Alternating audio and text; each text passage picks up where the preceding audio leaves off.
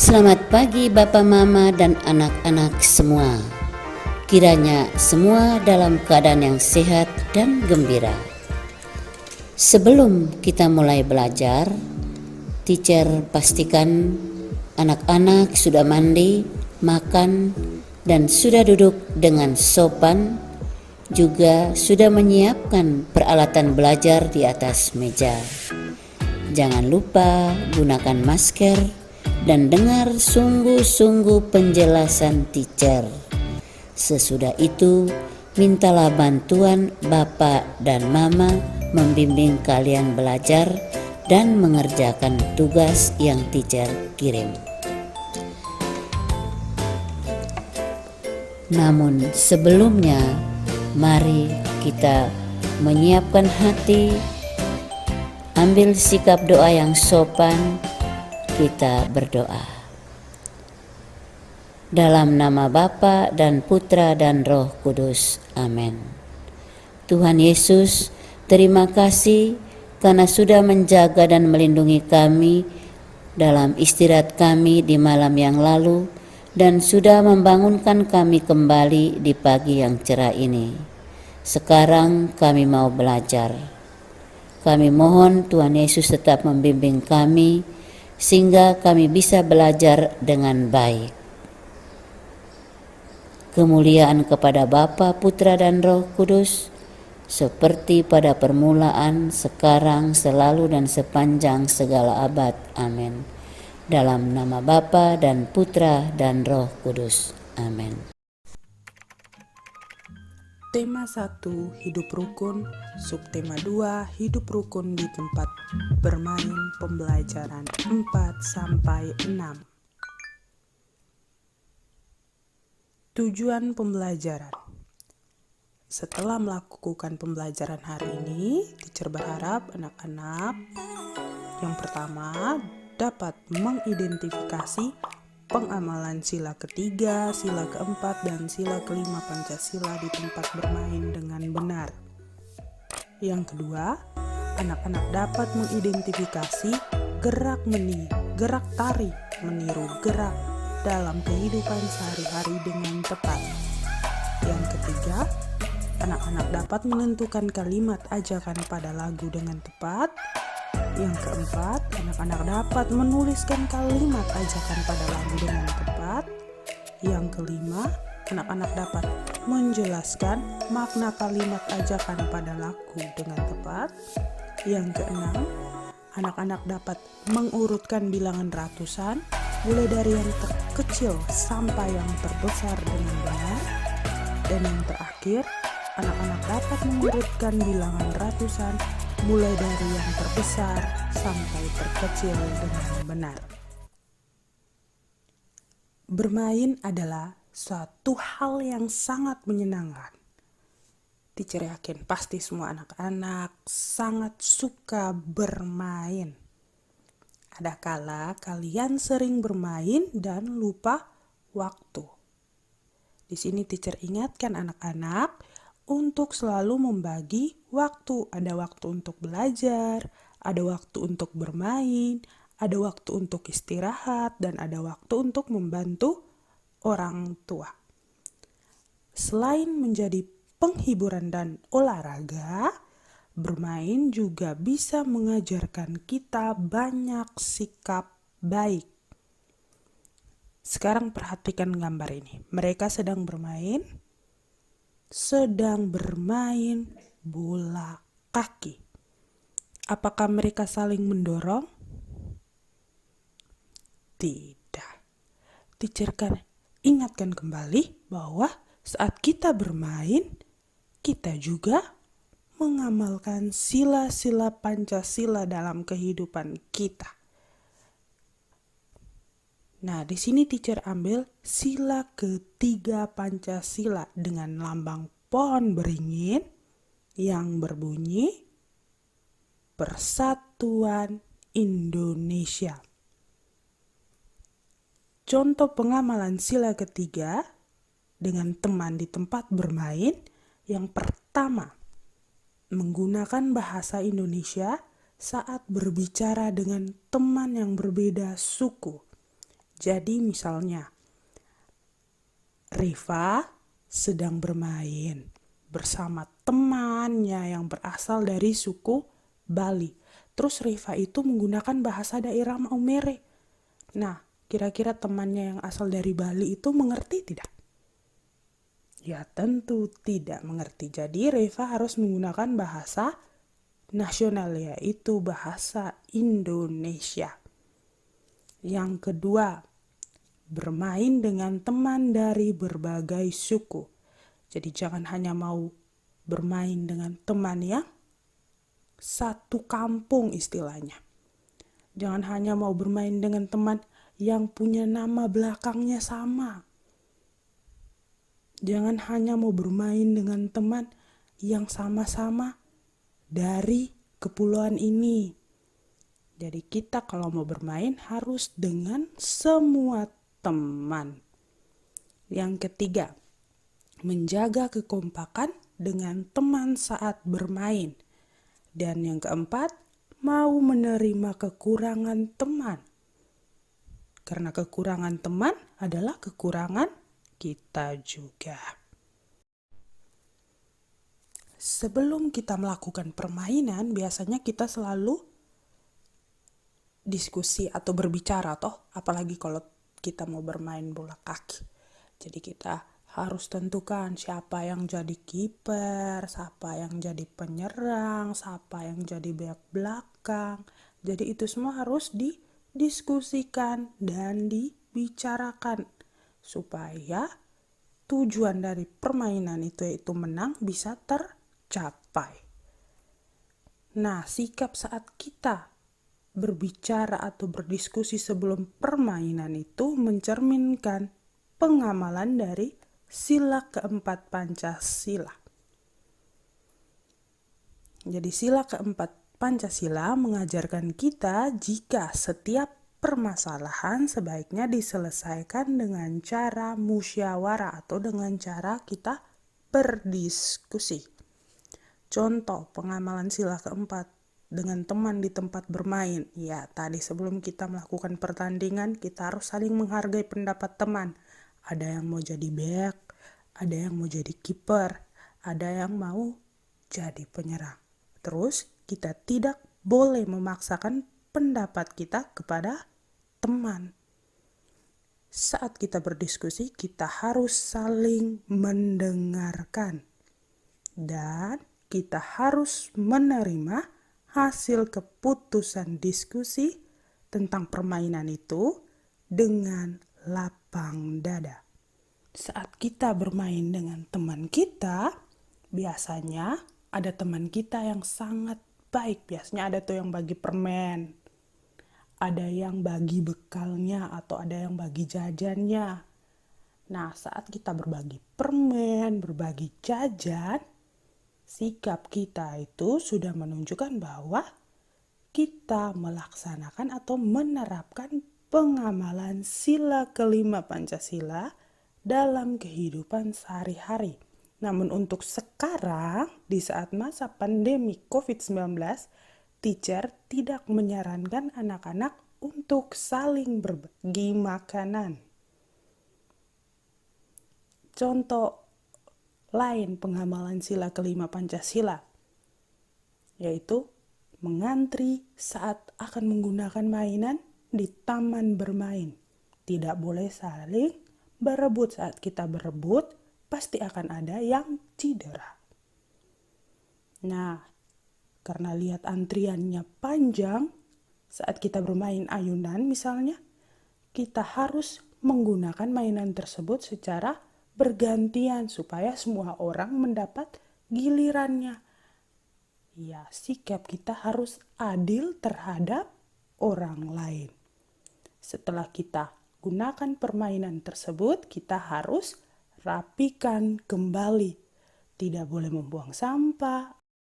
Atau saat kita bermain puzzle, potongan-potongan puzzle itu kita rapikan kembali ke kotaknya dan kita simpan kembali pada tempatnya setelah kita gunakan untuk melakukan permainan. Jadi teacher harap saat bermain anak-anak harus memperhatikan bahwa saat kita bermain itu kita juga melaksanakan dan melakukan perbuatan baik yang mencerminkan sila-sila Pancasila dalam kehidupan kita sehari-hari.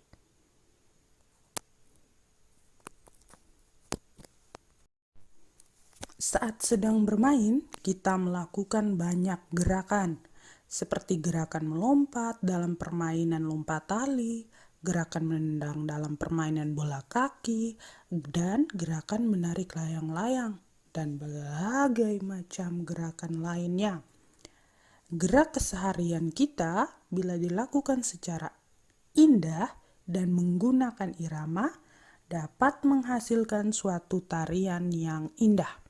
Contohnya yang ini, teacher tampilkan gerakan melompat saat permainan lompat tali.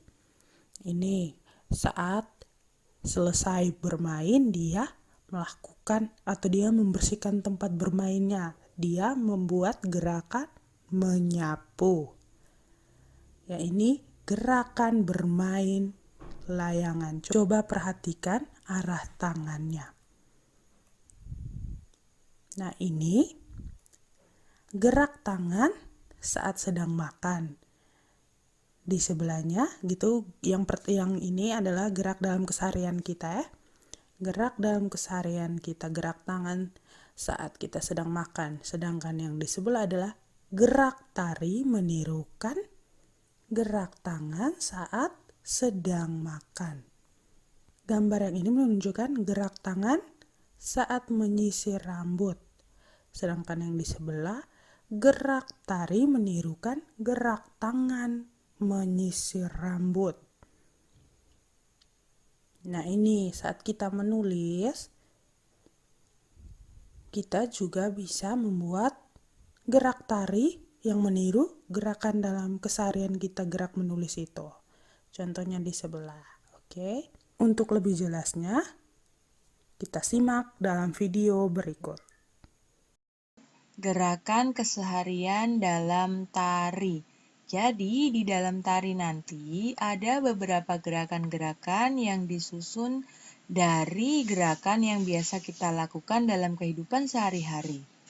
Gerakan apa sajakah itu? Mari kita cari tahu. Yang pertama, gerak sehari-hari yang dapat kita tiru hingga membentuk sebuah tarian adalah ada gerakan menggunakan kepala, yang kedua gerakan menggunakan tangan. Jadi setiap gerakan yang kita hasilkan dari cara menggerakkan kepala kita, cara menggerakkan tangan kita, bisa membentuk sebuah tarian yang elok. Yang pertama yang akan kita bahas adalah gerakan menggunakan kepala. Gerakan apa saja yang bisa kita lakukan dengan menggerakkan kepala, yaitu menengok ke kanan dan ke kiri. Yang berikutnya adalah gerakan menggunakan tangan. Gerak bermain layang-layang. Perhatikan gambar berikut. Orang tersebut menggerakkan tangannya ketika bermain layang-layang. Nah, dari gerakan ini kita bisa contek untuk sebuah gerakan tarian. Kemudian yang ketiga adalah gerakan memetik bunga. Kamu tahu kan cara memetik bunga dari tangkainya? Nah, ini adalah gambar contoh dari gerakan yang dihasilkan dari gerakan tadi, cara memetik bunga. Kemudian gerakan menyapu. Gerakan menyapu pun bisa kita tiru atau bisa kita contoh untuk membuat sebuah gerakan tarian. Lihat gerakan menyapu yang dilakukan oleh Snow White. Selanjutnya adalah gerakan menggunakan kaki, yaitu gerakan berjalan.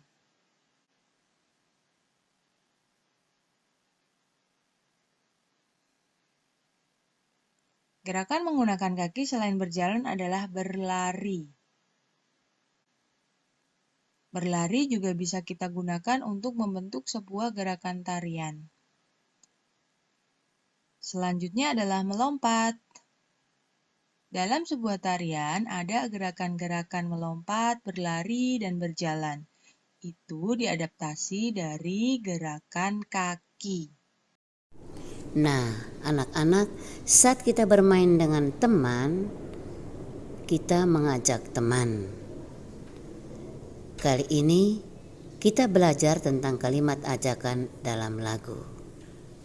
Sudah jelas bahwa kalimat ajakan tidak hanya dalam cerita dan percakapan saja, tapi juga dalam lagu.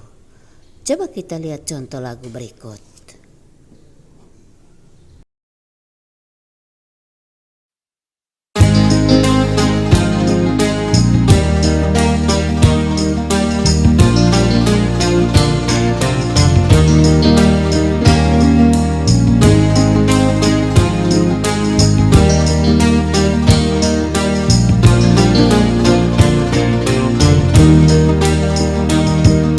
Mari kawan-kawan, marilah pulang. Beri salam ibu, selamat siang. Besok kami kan datang kembali, bersama-sama belajar di sini. Besok kami kan datang kembali, bersama-sama belajar di sini. Mari kawan-kawan, marilah pulang. Beri salam ibu, selamat siang. Besok kami kan datang kembali, bersama-sama belajar di sini. Besok kami kan datang kembali, bersama-sama belajar di sini.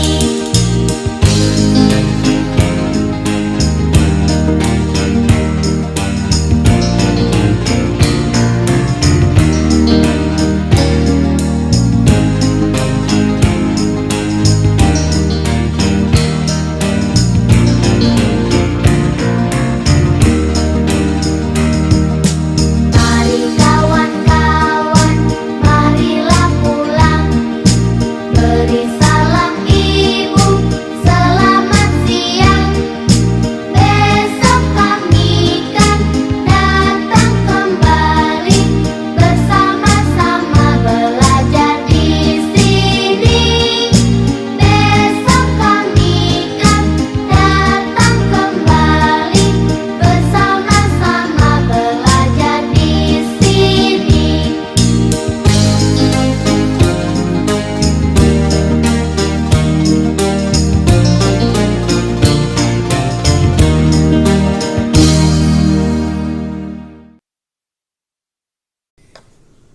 Dalam lagu tadi ada kalimat ajakan.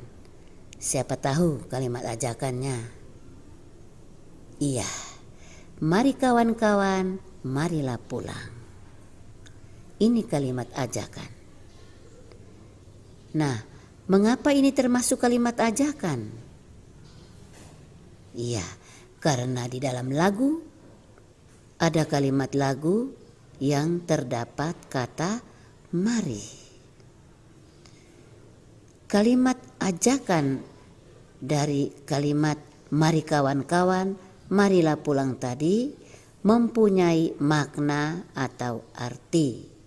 Atau di dalam kalimat ajakan itu ada tujuan, yaitu mengajak orang lain. Dalam hal ini mengajak teman-teman. Baik, kalimat tadi bunyinya, mari kawan-kawan, marilah pulang. Makna atau arti dari kalimat ini adalah mengajak teman untuk pulang ke rumah setelah belajar di sekolah. Selanjutnya anak-anak, bisa kita lihat juga dalam contoh kalimat ajakan yang lain. Misalnya, ayo teman-teman, kita mengerjakan PR bersama. Nah, makna atau arti kalimat ini adalah mengajak teman-teman untuk bersama-sama mengerjakan PR. Anak-anak, PR yang dikerjakan oleh anak-anak itu adalah mengurutkan bilangan. Nah, kali ini kita akan belajar mengurutkan bilangan. Di sini teacher akan menampilkan bilangan ratusan. Masih ingat kan? Bilangan ratusan itu terdiri dari 3 angka. Paling depan itu ratusan, di tengah adalah puluhan, dan paling belakang adalah angka satuan. Mengurutkan bilangan dapat diurutkan mulai dari bilangan yang terkecil sampai dengan bilangan yang terbesar. Sebaliknya, dapat diurutkan dari bilangan terbesar ke bilangan yang terkecil. Nah, anak-anakku sekalian, sebelum kita mengurutkan bilangan, kita harus mengetahui terlebih dahulu lambang dan nama bilangannya, atau bilangan apa saja yang mau diurutkan. Setelah itu, kita akan membandingkan besar kecilnya bilangan-bilangan tersebut. Bilangan dapat diurutkan mulai dari yang terkecil sampai bilangan terbesar. Sebaliknya dapat diurutkan dari bilangan terbesar ke bilangan yang terkecil.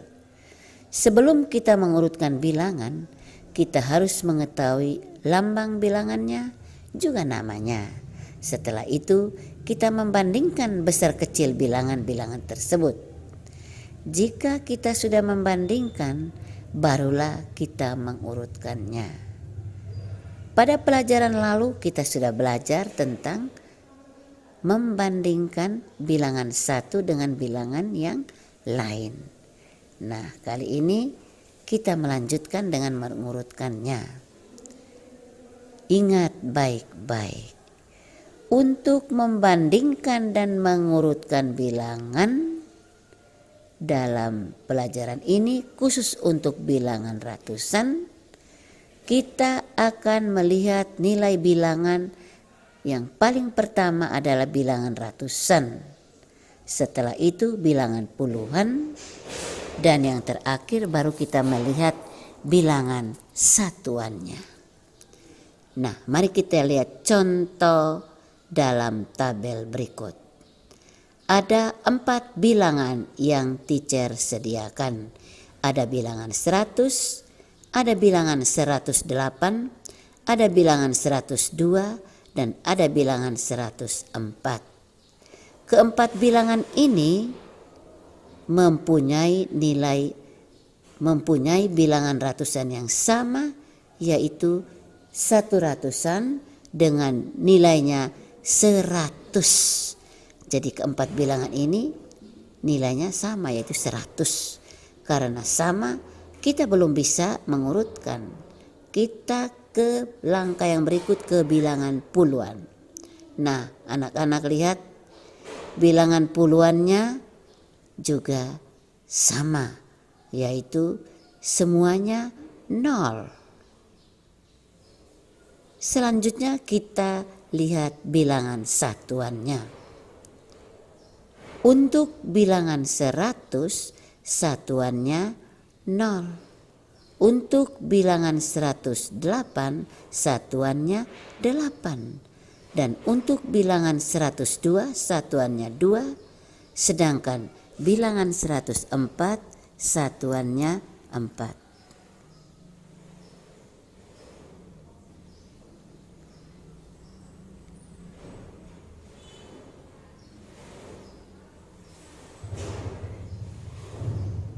Satuan terbesar dari keempat bilangan itu adalah 8. Dan itu ada pada bilangan 108. Urutan terbesar kedua adalah 4. Dan satuan 4 ini ada dalam bilangan 104. Urutan terbesar ketiga adalah 2, dan ini ada pada bilangan 102. Dan yang paling kecil atau yang paling terakhir adalah 0, dan ini pada bilangan 100.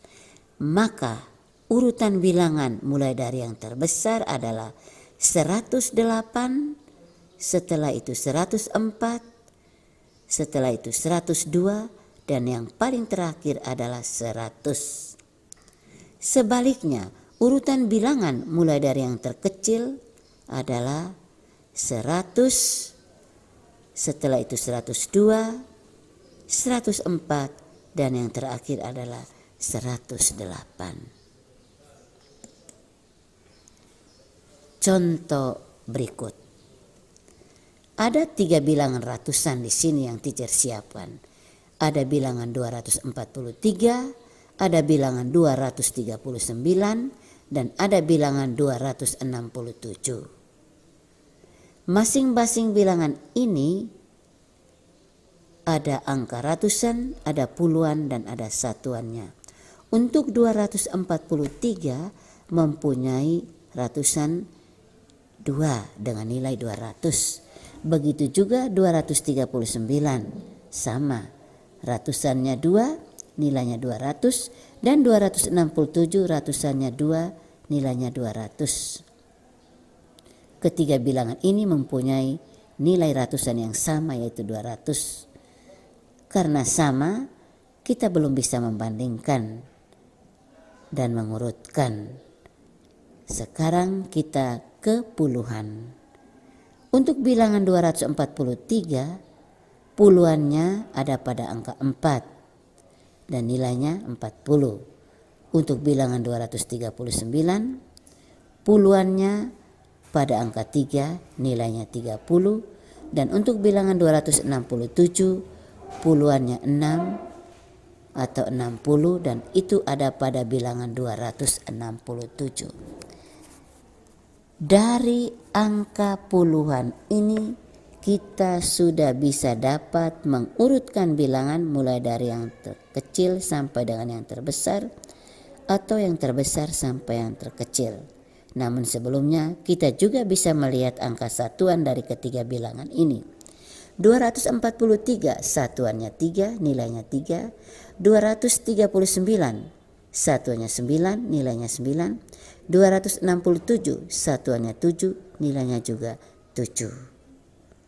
Nah, pada tabel ketiga bilangan di atas itu mempunyai ratusan yang sama, yaitu 200-an. Untuk puluhan sudah berbeda. Sudah jelas, tadi teacher sudah jelaskan. Oleh karena itu, karena angka ratusnya sama, maka kita membandingkan pada bilangan puluhannya.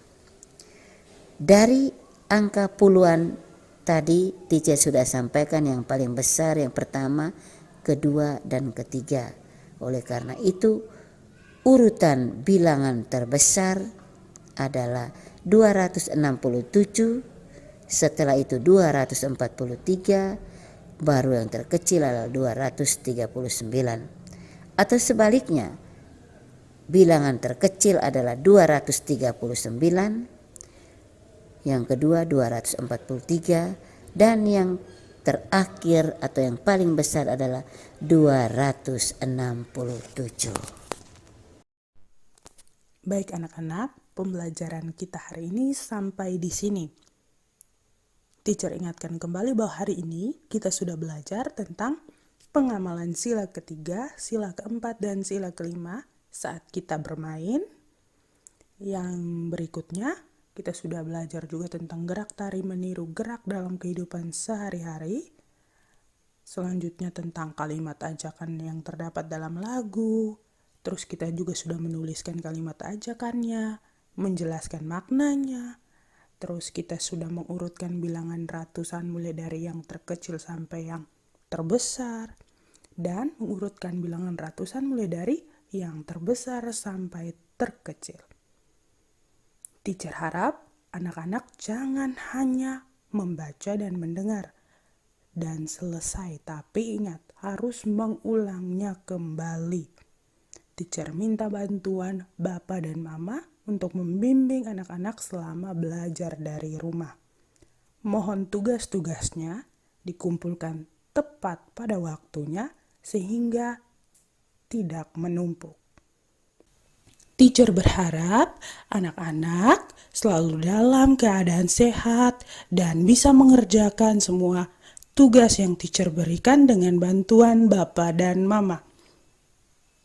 Teacher juga berharap anak-anak selalu mematuhi protokol kesehatan dan juga harus tetap dalam keadaan semangat mengikuti kegiatan belajar dari rumah. Oke, pembelajaran kita sampai di sini. Sebelum selesai, mari kita berdoa.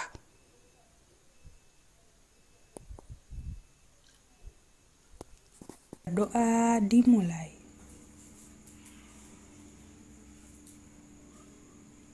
Berdoa selesai.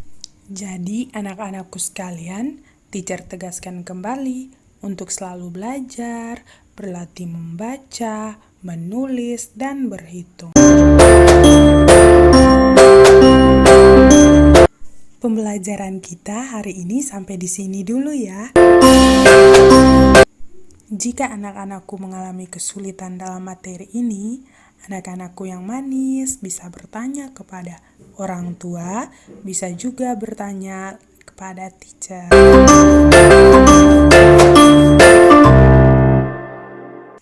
Sampai ketemu pada pembelajaran selanjutnya. Terima kasih. Bye.